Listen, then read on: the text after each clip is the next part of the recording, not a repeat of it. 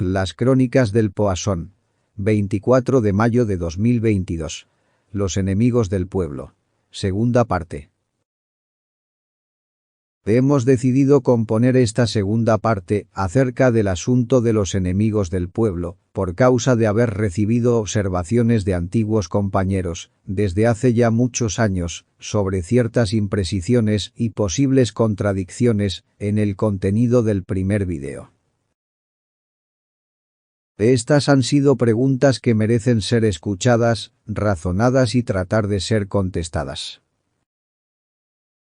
Cierto es que el pueblo es un gran conjunto de personas con criterios, intereses, objetivos, prioridades, necesidades, etc., muy diversas, que lo hacen comportarse con no demasiada conciencia colectiva acerca de lo que le conviene y lo que no le conviene. La gran mayoría de la gente, colectivamente, solo se interesa por satisfacer lo que sus emociones y sus instintos básicos le dictan. Y se olvidan del pasado y no piensan en el futuro común. Solo importa el presente. Panis et circus. Los políticos saben que el pueblo es un animal con mucho músculo, pero muy poco cerebro, que se puede dirigir con reglas sencillas, pero rígidas y de obligado cumplimiento, entre las cuales cabe destacar la mentira, el cortoplacismo y la hipocresía. Los políticos son profesionales en eso de ponerlas en práctica. El Estado tiene el monopolio de todo o mucho del poder económico, informativo, punitivo, etc., para convencer, por las buenas, entre comillas, a los que creen en la propaganda constantemente diseminada por la M, y para persuadir, por las malas, entre comillas, a los que no la crean y osen rebelarse. Los políticos usan el poder del Estado para conseguir muy grandes beneficios para ellos, y respetan, aunque nunca lo confiesen, un espíritu de cuerpo que favorece al statu quo. Mientras fingen oponerse, insultarse y luchar entre sus bandos en beneficio, entre comillas, del pueblo, que los contempla entre interesado, amedrentado, hipnotizado o idiotizado. Bien, todo lo anterior podrá ser cierto, pero, ¿qué se puede hacer para cambiar este estado de cosas, si uno es parte del pueblo, y solo pide que lo dejen vivir en paz, y le permitan conseguir un poco de prosperidad? Son posibles varias alternativas. La primera es no hacer nada. Meter la cabeza bajo tierra y pretender que con un poco de suerte, cada nube negra pase por encima sin descolgar un tornado que nos aviente. La segunda también es no hacer, en principio, nada, pero con la cabeza fuera de la tierra, los sentidos avisores, consciente del peligro y siempre preparado para emprender una acción evasiva, para evitar, o al menos, limitar el daño. La tercera es abandonar al país liberticida y decadente y votar con los pies, como dicen hoy en día. La cuarta es luchar contra el Estado opresor. Es la alternativa más fatigosa, más peligrosa, más imprudente, más desesperada, más traumática, etc. Pero también es la única que ofrece una posibilidad de cambiar el statu quo. Tiene muchos inconvenientes. Uno de ellos es que requiere de una movilización social significativa y dirigida inteligentemente, ambas cosas, muy poco probables en la práctica, nunca espontáneas y muy difíciles de conseguir. Cuando no se dispone de un poder absolutista y no se pueden emplear métodos violentos y terroristas. Si se opta por la alternativa de fomentar o dirigir la sublevación, y se fracasa, muy bien se puede pagar con la vida, bien sea rápidamente, lo mejor, o languideciendo lentamente en un calabozo, lo peor. Si pese a todo, se puede escapar de la venganza del Estado, será a cambio del exilio, probablemente, de por vida. Los políticos pregonan constantemente que la sublevación es inmoral e ilegal porque quebranta las leyes, la Constitución, la paz, el civismo, etc., y además es violenta, y la violencia hay que condenarla y erradicarla, salvo, cuando es el Estado el que la ejerce contra sus oponentes. Por esto, el pueblo siempre tiene el derecho legítimo de sublevarse contra un Estado opresor, aunque muy raramente lo haga, por causa del miedo, la ignorancia, el aborregamiento o la desesperanza. Si se opta por la alternativa política, para pretender cambiar el statu quo, entonces se aceptan las reglas del juego. En este caso, se renuncia, aunque no sea de palabra, pero sí de facto, a cambiarlo. Así también, se renuncia a fomentar o a dirigir la sublevación. Se renuncia al cambio rápido, profundo, radical. Como todo en la vida, tiene sus aspectos positivos y sus aspectos negativos. Entre los positivos está el de ser gradual, y al tratar de evitar la sublevación, también evita muchos de sus riesgos. La alternativa política, cuando aplicada con sentido común, prudencia y persistencia, es capaz de mejorar la situación de vida del pueblo. Sin lugar a dudas.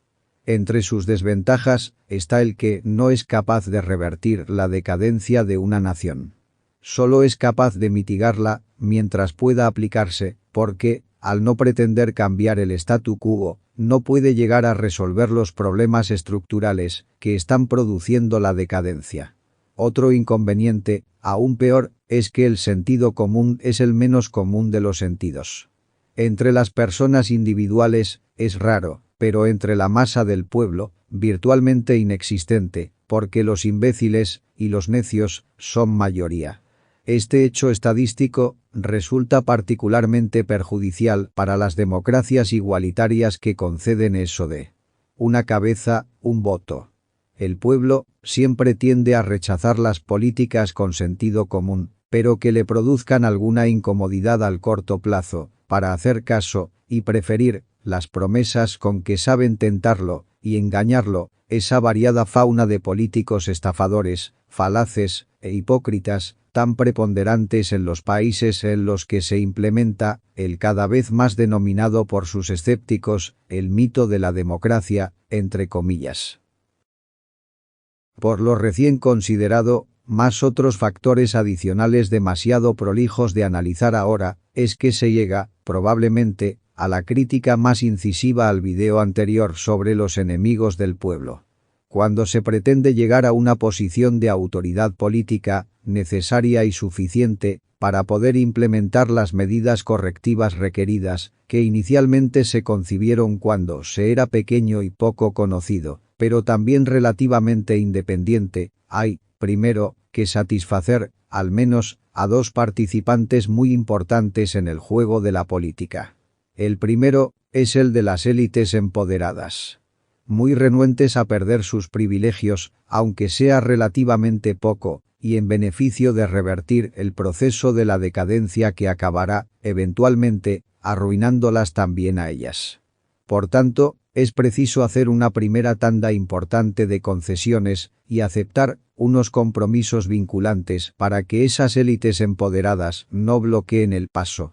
Pese a lo anterior, y debido a que las élites son élites, precisamente, por no ser estúpidas, quizás aún se pueda llegar a unos acuerdos razonables para seguir adelante con unas ideas potencialmente efectivas para revertir la decadencia.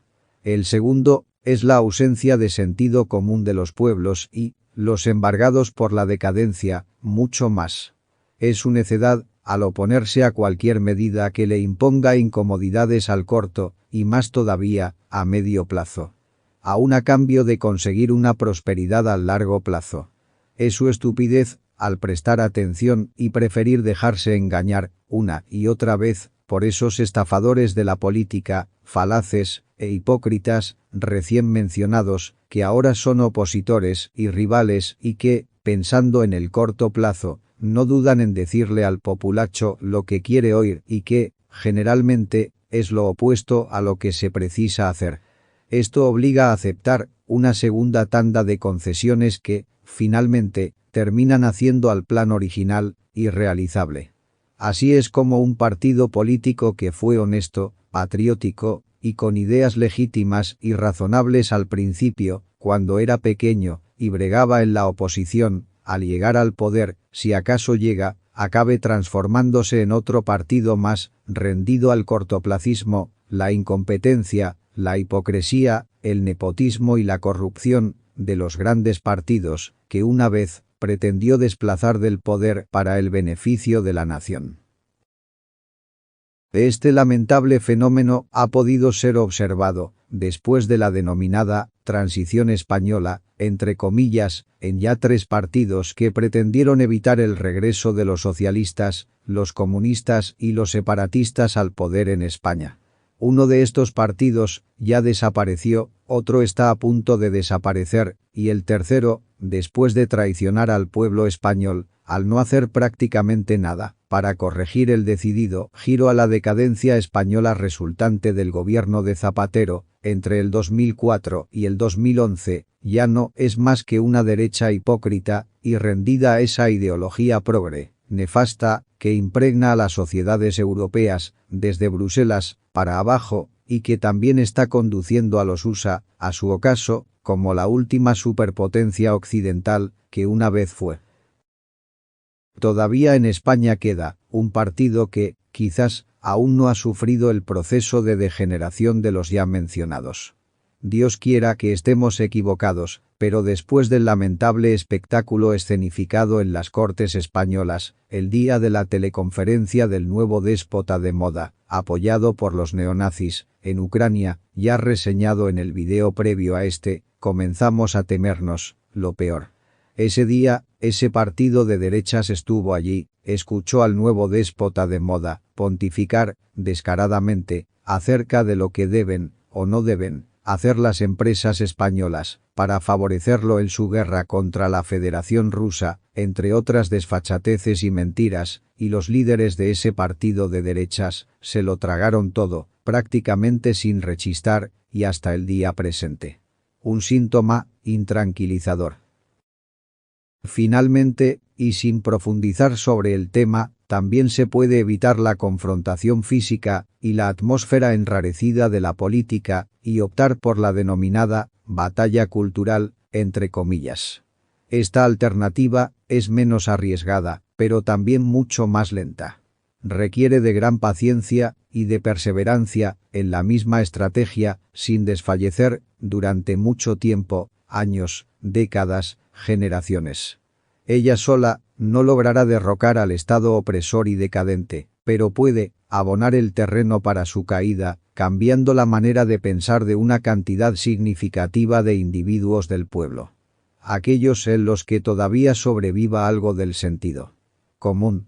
Paradójicamente, esta estrategia no ha sido nunca empleada por la derecha española, posterior a la dictadura del general Francisco Franco, de 1939 a 1975, y ha preferido, en cambio, rendirse y traicionar las ideas y aspiraciones por las que lucharon sus abuelos durante la Guerra Civil, entre 1936 y 1939, y que acabaron ganando, contra pronóstico. Aunque nos duela, tenemos que reconocer la visión, la paciencia y la perseverancia que sí ha demostrado la izquierda española postfranquista al poner en práctica su estrategia de guerra cultural, empezando entre los intelectuales, continuando por las universidades, la educación, la juventud, las artes, los medios de comunicación y finalmente, la política, las leyes, el Estado, con la tergiversación, por ley, de la historia, y que ha arrinconado, más y más, a una derecha española, acomplejada, cobarde, sin ideas, traidora, rendida a la ideología progre, y que ya no le queda de derecha más que el nombre. Las alternativas de lucha existen, y están disponibles y variadas, para cada tipo de temperamento. Que cada quien escoja la que crea más conveniente, más plausible, más soportable, pero sin olvidar el inevitable aforismo: al equipo que no mete goles, se los acaban metiendo. El Poisson.